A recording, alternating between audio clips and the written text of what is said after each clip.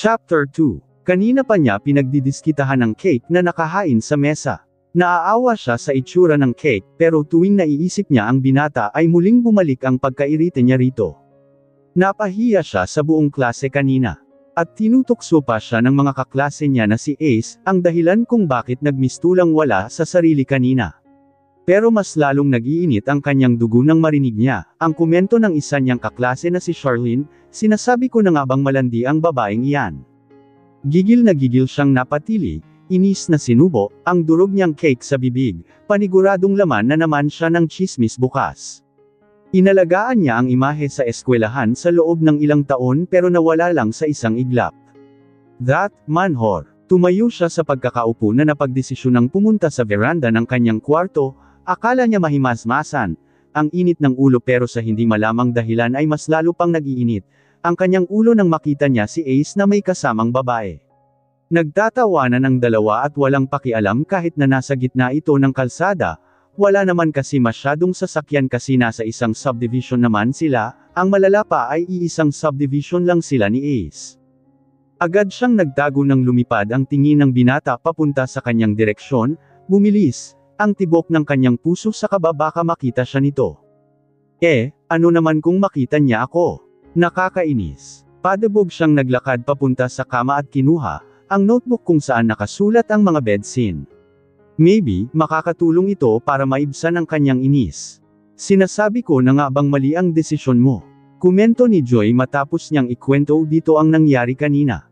Pero syempre hindi niya sinali yung nangyari sa bakanting room, tiyak na maloloka ito ng bongga. Joy, what to do? Pagkatapos niyang kumain ay agad siyang umakyat sa kwarto, mukhang napansin naman ito ng pamilya niya kaya hinayan na lang siya nito.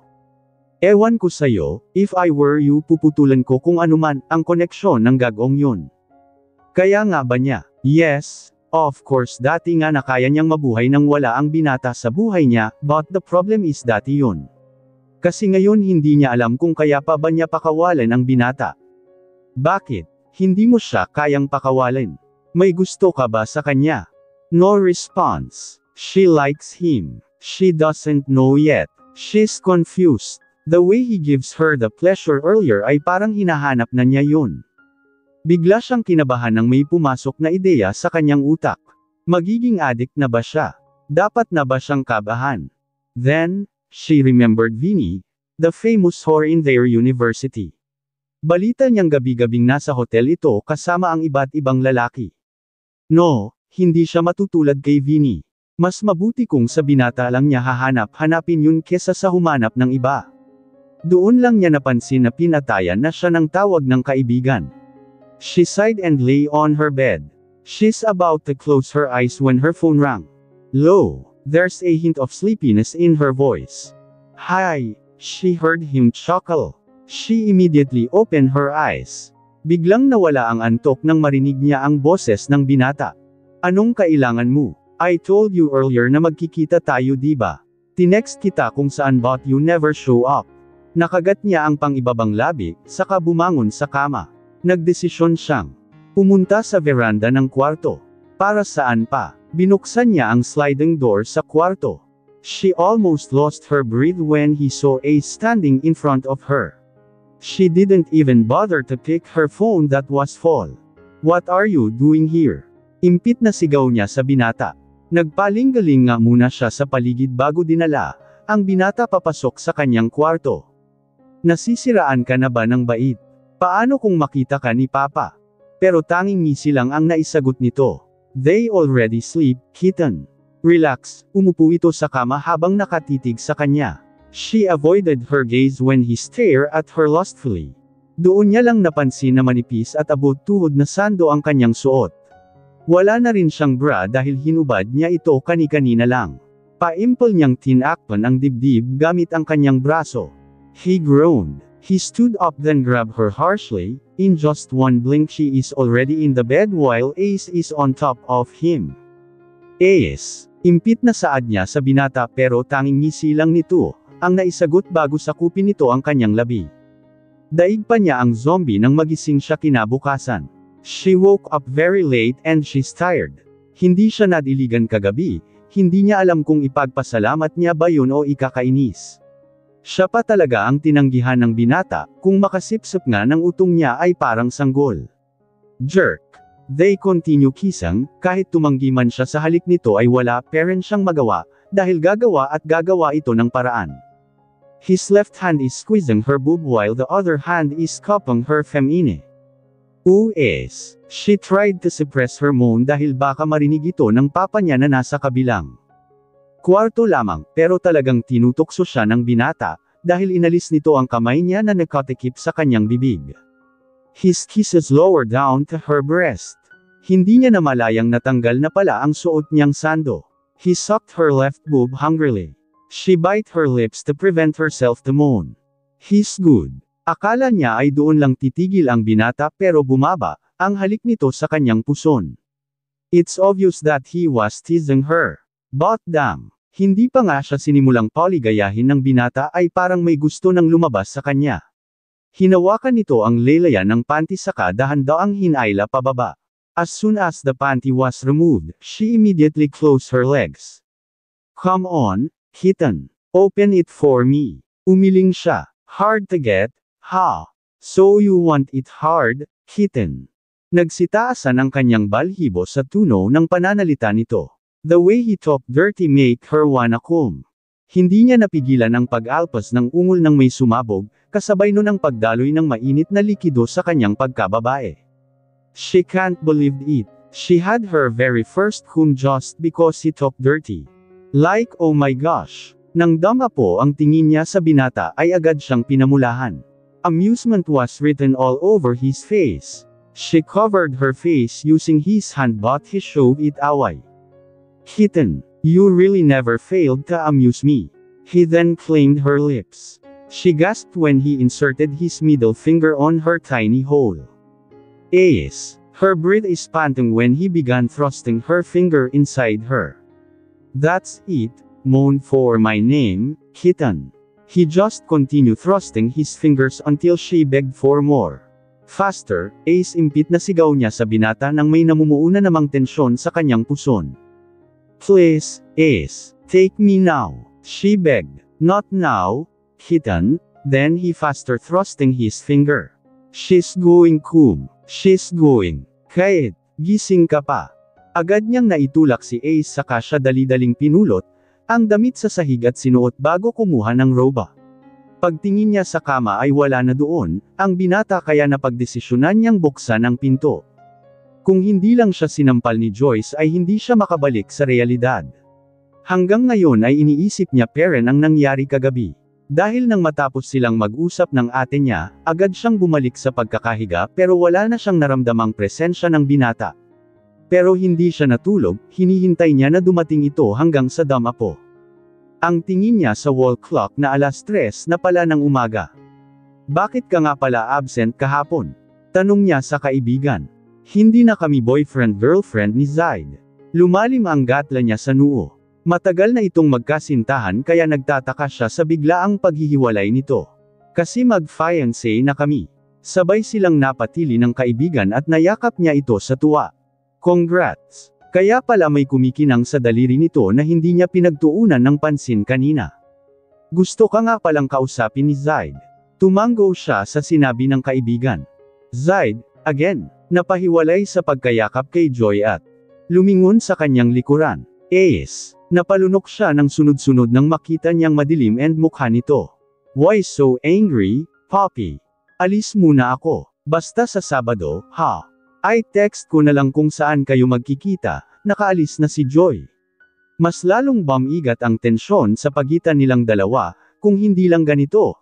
Ang sitwasyon nila ay baka napaghinalaan na niya na nagseselos ito.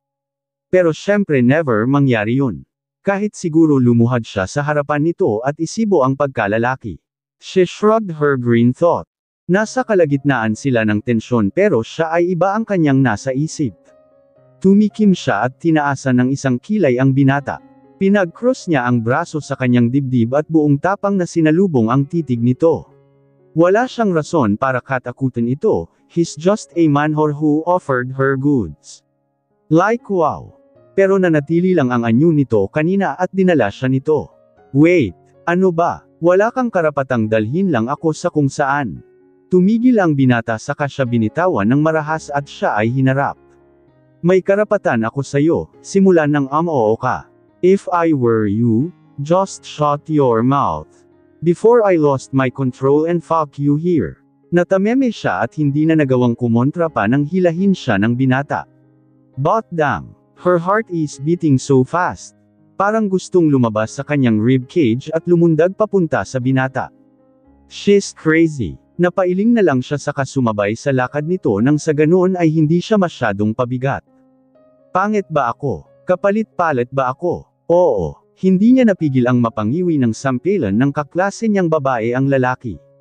Kahit na gusto niyang ituon ang atensyon sa nagdula-dulaan sa harap ay hindi niya magawa. Kahit hindi siya nakatingin sa direksyon nito ay alam niyang nakatingin ito sa kanya. Yung tipong tingin pa lang, titirik na ang mata pag nalabasan. Agad na pinamulahan siya ng pisngi nang maalala niya ang nangyari kagabi. She came just by hearing him saying dirty words. Tinawag siya ng kaklase niya na sila na daw ni Ace ang susunod. Muli siyang kinabahan, nakita pa niya ang ngisi ni Charlene. Gusto niya itong paikutan ng mata pero pinigil niya ang kanyang sarili. Feeling niya ito ang may pukana ng lahat. Hindi siya ignorante para hindi malaman na may gusto ito sa binata. Base pa lang sa titig nito sa binata ay parang hinuhubaran na. Kulang na lang magsarili ito habang nakatitig sa binata. Napalunok siya nang pumunta sa harap, humugot siya ng hininga bago lapitan ang binata. Bakit ba kasi ganito ang eksena? Presentable ba itong i-present sa Foundation Day?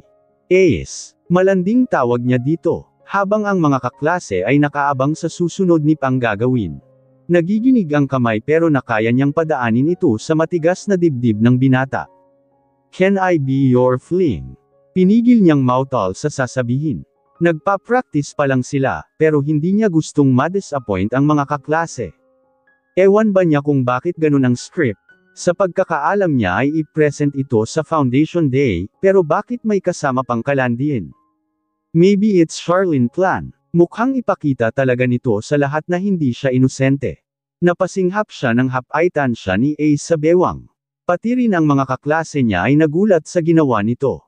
Inilapit ng binata ang mukha nito papalapit sa kanya. Papalapit ng papalapit. Cut! Agad niyang natulak ang binata. Sobrang bilis ng tibok ng kanyang puso at nanginginig ang kanyang tuhod. Ace, wala sa script na hapitin mo siya sa bewang. You should push her. Sigaw ni Charlene.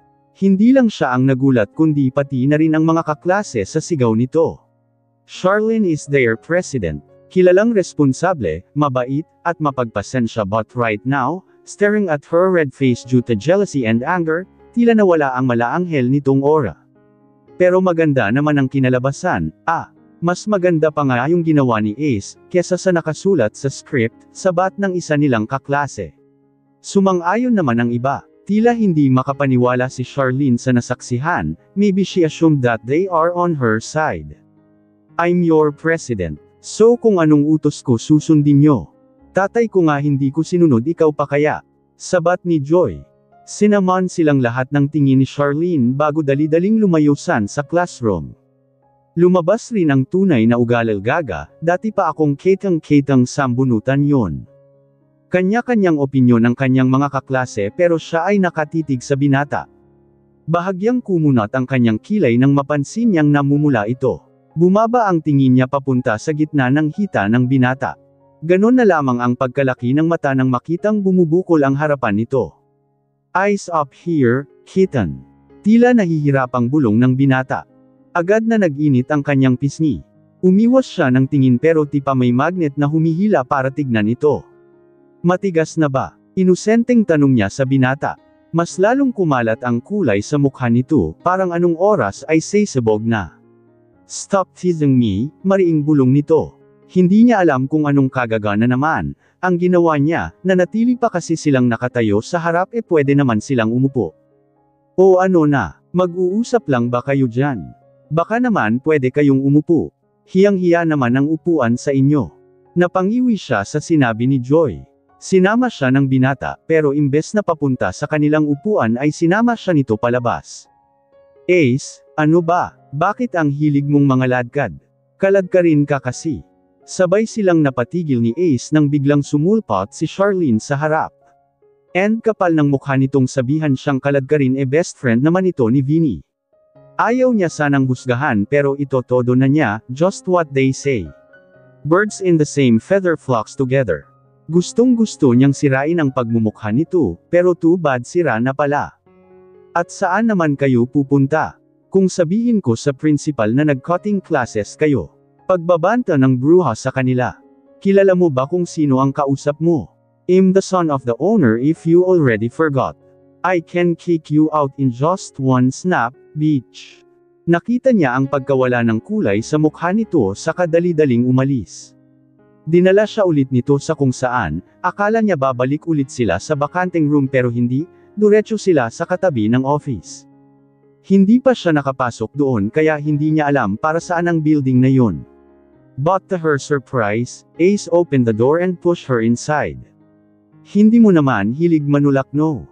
Sarkastikong sabi niya sa binata, pero sa halip na sagutin ay hinubad lang nito ang t-shirt. Bumaba ang tingin niya sa matigas na tiyan nito. Sa murang edad ay mayroon na itong 6 na pandesal. Napalunok siya habang nakatitig sa abs nito. Masarap sigurong lagyan ito ng palaman sa kadilaan. Napatili siya nang bigla siyang tinulak ng binata sa kama. Hindi mo naman hilig manggulat no? Hindi mo naman hilig magtanong no? He mimicked her voice. Pinaikutan niya ito ng mata. Pamatong ang binata sa kanya dahilan para mapatili siya. Hindi mo naman hilig ang tumili no? Sinaman niya ng tingin ng binata sa paggagaya sa kanya. Hindi mo naman hilig manggaya no? Ganti niya rito. He chucked and it's a music to her ears. Like hallelujah. Damn, kitten. Kanina pa ako nagpipigil na halikan ka. Sino bang nagsabi sa'yong magpigil ka, Poppy? She made sure that her voice sounds seductive. His eyes dilated. May dumaan na kislap sa mata nito na hindi niya mapangalanan. What did you call me? Mailalarawan sa mukha nito ang pagnanasa. Tila nagustuhan nito ang kanyang sinabi. Poppy, bakit? Ayaw mo bang tawagin kita ng Poppy?